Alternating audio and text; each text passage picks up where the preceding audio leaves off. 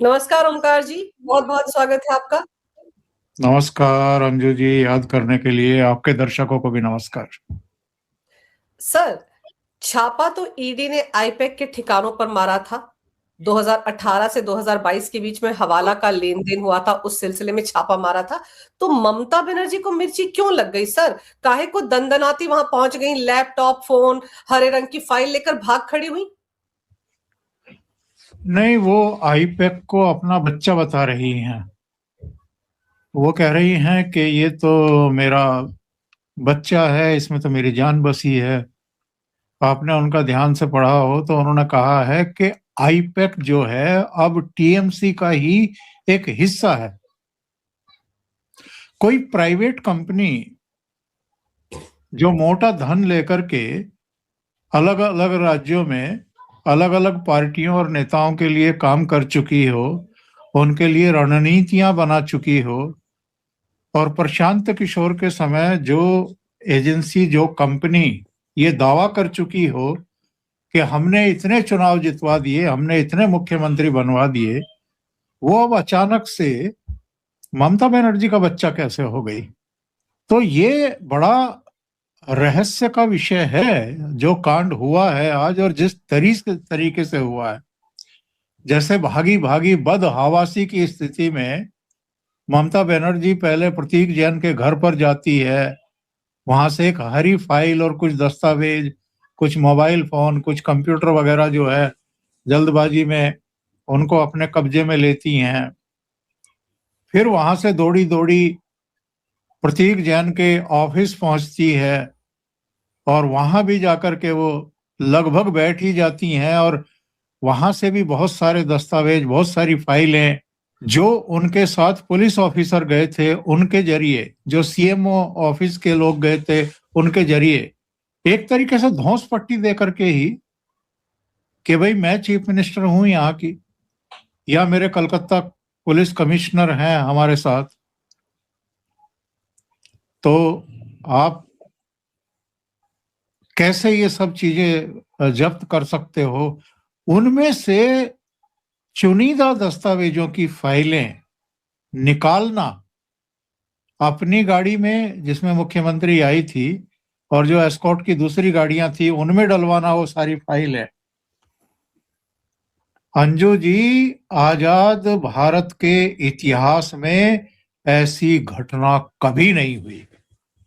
बिल्कुल। कोई sitting chief minister central एजेंसियों की रेड के समय किसी को बचाने के लिए, कवर देने के लिए, उसकी खाल बचाने के लिए खुद पहुंच जाए, इसका मतलब ये है कि आईपैक के पास ऐसे दस्तावेज ममता बनर्जी और टीएमसी ने डंप किए हुए थे जिनको वो छुपाना चाहती थी। और एजेंसी चूंकि वहां पहुंच चुकी थी, अब कह रहे हैं इनके प्रवक्ता टेलीविजन चैनलों पर बैठ के कि हम तो इंतजार ही कर रहे थे, हमें तो पता था कि छापे पड़ेंगे। तो तुम्हें अगर पता था छापे पड़ेंगे, तो क्या तुम्हें ये पता नहीं था कि आईपैक भी फंसेगी? तो आईपैक क्या तोता है जिसमें जान बसी हुई है ममता बनर्जी की? आईपैक के बारे में जो एजेंसी ने बताया है, कुल मिलाकर के शुरू में खबर आ रही थी कि 15 जगहों पर छापे पड़ रहे हैं, 6 राज्यों में। फिर जो अधिकृत बयान आया उसमें कहा गया कि 10 ठिकानों पर छापे पड़े हैं, जिनमें से 6 बंगाल में और 4 दिल्ली में। तो 10 जगह अगर छापे पड़ रहे हैं, तो ममता बनर्जी 2 ही जगह दौड़ी दौड़ी क्यों गई? क्या वहीं 2 जगहों पर ही कुछ दस्तावेज ऐसे रखे हुए थे जो संवेदनशील थे, जिनको ममता बनर्जी बचाना चाहती थी? अपनी पुलिस को साथ लेकर के गई, पुलिस कमिश्नर को साथ लेकर के गई वहां पर, और एजेंसी ने बाकायदा कहा है बयान में कि दस्तावेज छीन कर ले गई हैं। सेना का एक मूवमेंट था, वो जाहिर है पश्चिम बंगाल से होकर के आगे जा रही थी, और ममता बनर्जी ने शोर मचा दिया था कि हमारी सरकार का तख्ता पलटने की तैयारी हो रही है, मिलिट्री भेज दी गई है। इससे ज्यादा खतरनाक स्थिति हो सकती है क्या किसी देश के लिए या किसी राज्य के लिए? इससे बड़ा संवैधानिक संकट कोई हो सकता है कि आपके राज्य में सेंट्रल एजेंसियां जाएं और आप ईडी और सीबीआई के अधिकारियों के सिर फुड़वा दें? संदेश खोली मामले में जब शाहजहां को गिरफ्तार करने के लिए एजेंसी गई थी, अधिकारी गए थे, तो उनके ऊपर अटैक हुआ था, उनके सिर फाड़ दिए गए थे। एक बार सीबीआई दफ्तर पर जाकर के बैठ गई थी ममता बनर्जी, तब शायद आलोक कुमार कमिश्नर थे कलकत्ता के और उनके खिलाफ कोई जांच चल रही थी। कोई शारदा स्कैम था या कौन सा था मुझे याद नहीं आ रहा है, लेकिन दफ्तर पर जाकर के बैठ गई थी, धरना देकर के बैठ गई थी। तो ये जो स्थितियां परिस्थितियां हैं ये क्यों निर्मित की जा रही हैं, ये जरा पश्चिम बंगाल की जनता भी सोच ले। और जो ममता बनर्जी के इन तौर तरीकों का डायरेक्ट इनडायरेक्ट वे में समर्थन करते हैं, जरा उनको भी समझ लेना चाहिए। जी सर, और फिर ममता बनर्जी वो तो प्रतीक जैन का फोन भी अपने साथ ले आई हैं, उनका लैपटॉप भी ले आई हैं। तो सर, प्रतीक जैन के फोन में, लैपटॉप में भी क्या कुछ ऐसी जानकारी हो सकती जिससे ममता बनर्जी को डर लग रहा हो? और सरकारी कामकाज में दखल देना, एक सीएम के स्तर का आदमी ये सब कर रहा है सर, तो ये तो अपने आप में बहुत खतरनाक है। और ऐसे में तो अगर कोई आम आदमी होता अब तक तो गिरफ्तार हो गया होता, जेल के अंदर होता। उल्टे प्रतीक जैन के परिवार वालों ने ईडी के खिलाफ एफआईआर दर्ज करा दी है साहब, कि हमारे यहां से सामान उठाकर ले गए, चोरी करके ले गए। सेंट्रल एजेंसियां जिनके पास पावर है कि जांच से संबंधित जो भी दस्तावेज हों, जो भी डिवाइसेस हों, कंप्यूटर हो, हार्ड डिस्क हो, मोबाइल फोन हो, उन सबको जब्त करने की उनको बाकायदा परमिशन है। ऐसी एजेंसियों पर अगर आप किसी के इशारे पर, और किसी के इशारे पर क्या, अगर ममता बनर्जी के कहने और इशारा करने पर या उनकी पुलिस के किसी ऑफिसर की सलाह पर एफआईआर दर्ज करवा रहे हैं, ये अगेन एक और गंभीर मामला बन जाता है। और ईडी ने सही किया, हाई कोर्ट का दरवाजा खटखटाया। शुक्रवार को सुनवाई है इसमें और मुझे लगता है कि हाई कोर्ट से सही इसमें स्टेप लिया जाएगा। जी सर, ईडी ने भी तो कहा है ना कि वो जो ममता बनर्जी हरे रंग की फाइल ले गई हैं, हमारे सारे दस्तावेज ले गए, वो हमें वापस करवाएं, क्योंकि वही सारे दस्तावेज थे जिनके लिए वहां पर ईडी की टीम पहुंची थी। और सर, ये कहना कि 50 अधिकारी ईडी के जबरदस्ती प्रतीक जैन के घर में घुस आए, उनकी पत्नी जो आरोप लगा रही है, तो ईडी के अधिकारी तो ऐसे ही आते हैं सर, उनके लिए कोई थाली लेकर तो खड़ा नहीं होता कि आरती उतारी जाएगी, आइए चाय पीजिए, वो तो ऐसे ही आते हैं। तो इसमें नया क्या था? और दस्तावेजों के लिए आएंगे वो? ये बहुत गंभीर मसला बन गया है और मुझे लगता है कि इस पर अब बंगाल के लोगों को सोचना है और देश के बाकी लोगों को भी देखना है कि किस तरह के चीफ मिनिस्टर, किस तरह की पॉलिटिकल पार्टियां अब सत्ताओं में आ रही हैं और किस तरह की अराजकता का निर्माण कर रही हैं। एजेंसियों से नहीं डर रहे हैं, बाकी का तो छोड़ ही दीजिए, जो जांच एजेंसियां हैं उनसे नहीं डर रहे। और ममता बनर्जी ने फिर अमित शाह को लपेटने की कोशिश की, इसको पूरा पॉलिटिकल एंगल देने की कोशिश की, पॉलिटिकल रंग देने की कोशिश की कि साहब अमित शाह करा रहे हैं। तो ये जानबूझ करके, क्योंकि चुनाव बिल्कुल एकदम सिर पर आ गए हैं, आज तो संकेत मिल गए हैं कि अप्रैल में चुनाव हो जाएंगे, अप्रैल एंड तक परिणाम भी आ जाएंगे 5 राज्यों के। तो अब समय कितना बचा है? जनवरी में तो हम इस समय हैं, तो फरवरी और मार्च ही तो बचा है। तो इन 2 महीनों के भीतर वो एक विक्टिम कार्ड खेलने की कोशिश कर रही है, बहाना ढूंढने की कोशिश कर रही है कि किसी तरीके से या तो उनके खिलाफ कोई कार्रवाई करे केंद्र सरकार। क्या कार्रवाई करे? जो अभी तक नहीं हुआ वो कर दे, तो विक्टिम कार्ड खेलेंगी पब्लिक के बीच में जाकर के, देखो मेरी सरकार को बर्खास्त कर दिया। या फिर कोई और कार्रवाई हो जाए, उससे विक्टिम कार्ड या कानून व्यवस्था का प्रश्न खड़ा हो जाए वहां पर। तो भारतीय जनता पार्टी इस बार थोड़ा जरा समझदारी से काम ले रही है। ठीक वैसा ही केस है ये अंजू जी, जैसा बांग्लादेश इंतजार कर रहा है कि भारत कोई कार्रवाई कर दे तो 12 फरवरी के चुनाव किसी तरह हम टाल दें। तो भारत कार्रवाई नहीं कर रहा। भाई हम विक्टिम कार्ड नहीं, बहाना नहीं तुझे तलाश करने देंगे। जो जिन नागरिकों की हत्या हो रही है, ठीक है वो हिंदू हैं, लेकिन आपके नागरिक हैं वो। तो अंतरराष्ट्रीय समुदाय देख रहा है आपको कि आप अल्पसंख्यकों के साथ वहां का क्या कर रहे हैं। हमारे नागरिक होते, हमारे नागरिकों को मारा जाता तो शायद सरकार इंतजार ना करती, हमारी फौजें इंतजार ना करती, अब तक तो तिया पाचा हो गया होता। लेकिन नागरिक आपके हैं, आपकी नैतिक और कानूनी और संवैधानिक जिम्मेदारी बनती है कि अपने नागरिकों की सुरक्षा करें आप। अगर नहीं कर रहे हैं तो दोषी आप हैं। ऐसे ही ममता बनर्जी चाह रही है कि किसी तरीके से एक विक्टिम कार्ड खेलने का मौका मिल जाए।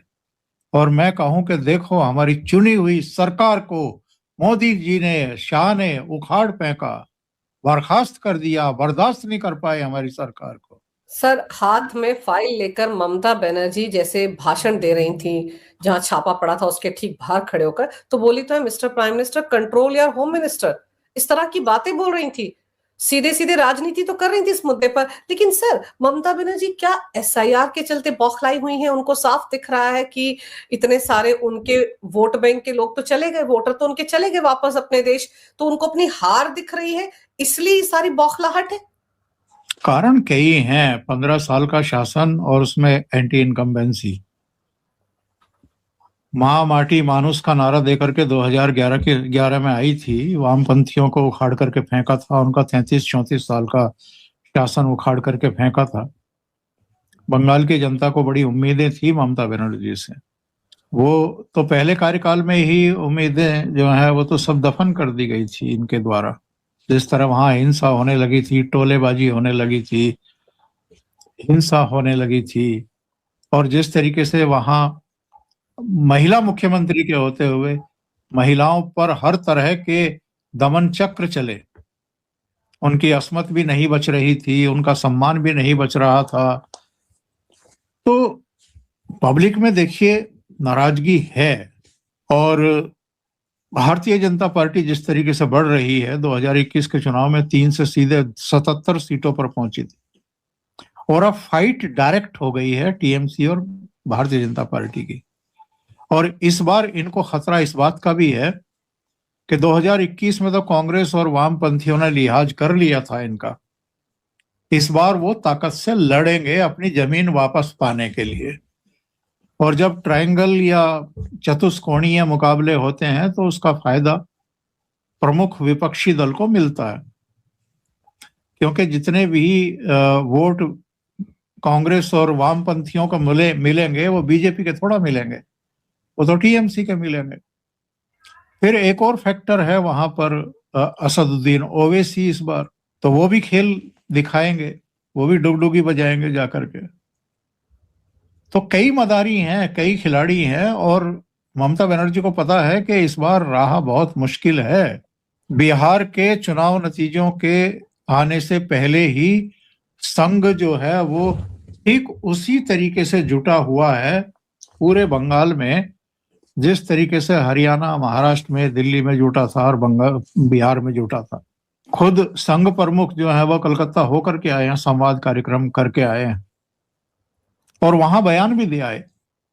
उन्होंने कहा कि एकजुटता रही और इसमें टूट फूट नहीं हुई तो बंगाल में भी परिदृश्य बदल जाएगा। तो वो अपनी सीमाओं में रहते हुए इशारों में कह आए, आप सबको एकजुट रहना है, बस यही काम करना है और कुछ नहीं करना।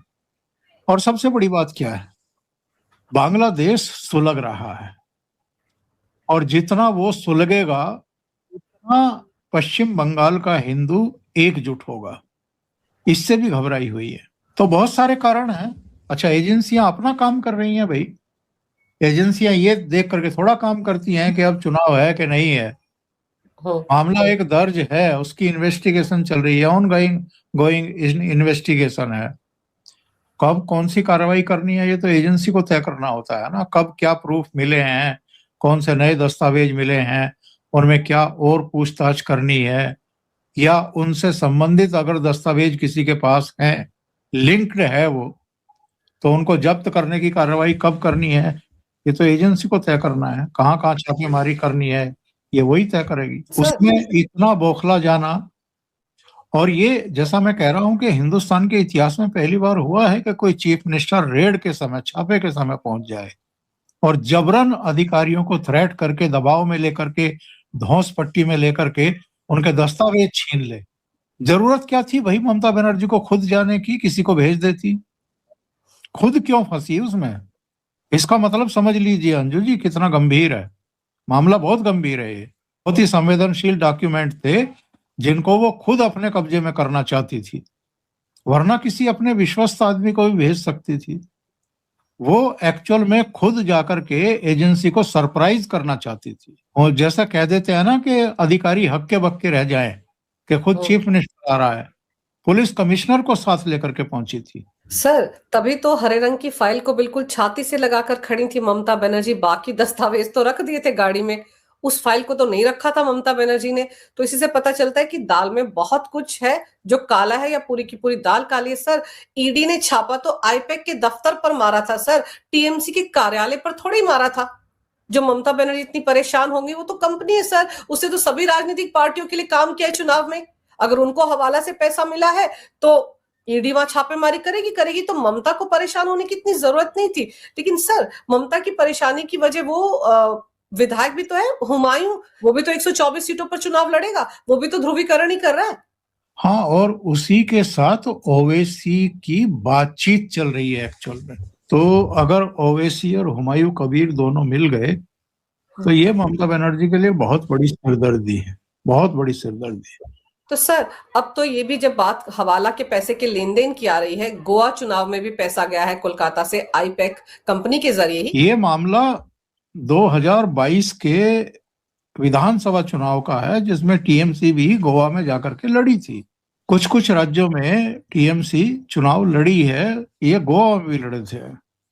तब ये सवाल भी उठे थे कि ममता बनर्जी का गोवा से क्या लेना देना है, लेकिन इसी आईपैक ने वो सारी रणनीति बनाई थी। और मुझे लगता है कि 2021 के नतीजों के बाद ही प्रशांत किशोर ने आईपैक छोड़ने का और राजनीति में जाने का ऐलान किया था, क्योंकि 2021 के चुनाव में तो ये कहा था ना उसने कि भारतीय जनता पार्टी 100 सीटें भी नहीं ला पाएगी।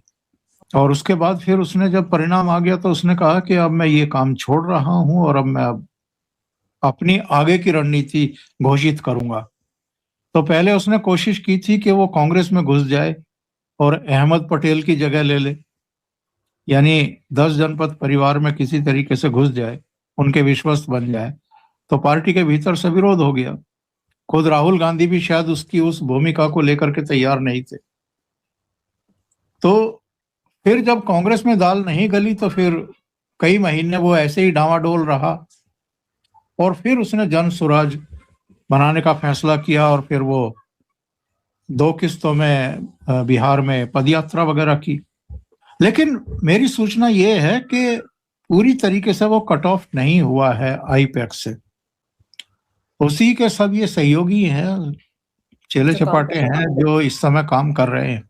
तो पर्दे के पीछे से वो काम कर रहा है, इसका मतलब वहां तक जांच जाएगी और किस किस की गर्दन फंसेगी। टीएमसी तो फंस रही है, क्योंकि टीएमसी के जरिए ही हवाला का वो पैसा गोवा में इनको रिसीव हुआ था आईपैक को, और आईपैक ने ही वहां पर चुनाव की पूरी रणनीति तैयार की थी, बल्कि चुनाव को पूरा मैनेज इन्होंने ही किया था वहां पर। तो उसी सिलसिले में ये कार्रवाई हो रही है जिसको लेकर के ममता बनर्जी इतनी बौखलाई हुई है। सर और यहाँ पर जो मैं कनेक्शन आपका और टीएमसी का बता रही थी आपको, वो ये था कि दोनों का जो हवाला ऑपरेटर है जिसके जरिए पैसे यहाँ से वहां जाते हैं वो एक ही है। तो इसलिए कहीं ना कहीं कनेक्शन केजरीवाल का भी जुड़ेगा ममता बनर्जी से, तो उनकी अच्छी बनती है। लेकिन चलिए अब देखते हैं कि कल जो वहां पर कोलकाता हाई कोर्ट में सुनवाई होनी है उसमें क्या होता है, क्योंकि ईडी ने भी तो आरोप लगाया कि सारे दस्तावेज लेके वापस दिलाया जाए। प्रतीक जैन का फोन तो अभी भी ममता बनर्जी के कब्जे में है सर, लैपटॉप भी। तो इसी से पता चलता है कि वहां पर बहुत सारे दस्तावेज ममता बनर्जी ने, जो उनकी पार्टी के संवेदनशील दस्तावेज होंगे, वो डंप करके रखे आईपैक में। तो हो सकता है अब आगे चलकर कोई खुलासा हो, लेकिन ममता बनर्जी ने ये जो कुछ किया है सर अपने आप में ऐतिहासिक तो है ही, और जिस मकसद से किया है उस मकसद पर केंद्र सरकार रिएक्ट नहीं कर रही है, तो ममता बनर्जी की और ज्यादा हार है। अब वो विक्टिम कार्ड नहीं खेल पा रही है सर। पिछली बार तो आईपैक ने जब उनका चुनाव संभाला था सर, तो फिर टांग में भी लग गई थी, आपको याद होगा। और फिर वो पूरा चुनाव लड़ती थी व्हील चेयर पर, और उसके बाद फुटबॉल भी तुरंत खेलने लग गई थी। तो ये सब वो चीजें, तो एक्चुअल में चेयर से उस दिन उठी थी जिस दिन चुनाव परिणाम आ गए थे, उससे पहले नहीं उठी थी। और फिर फुटबॉल भी खेला था। तो ये नौटंकी ममता बनर्जी फिर से करना चाहती है, लेकिन बहाना नहीं मिल पा रहा है सर विक्टिम कार्ड खेलने का। लेकिन देखते हैं कल क्या होता है कोलकाता हाई कोर्ट में। आपने सर समय निकालकर इस विषय पर बड़ी ही अहम जानकारी दी, आपका बहुत बहुत धन्यवाद। नमस्कार, जय हिंद। नमस्कार, जय हिंद।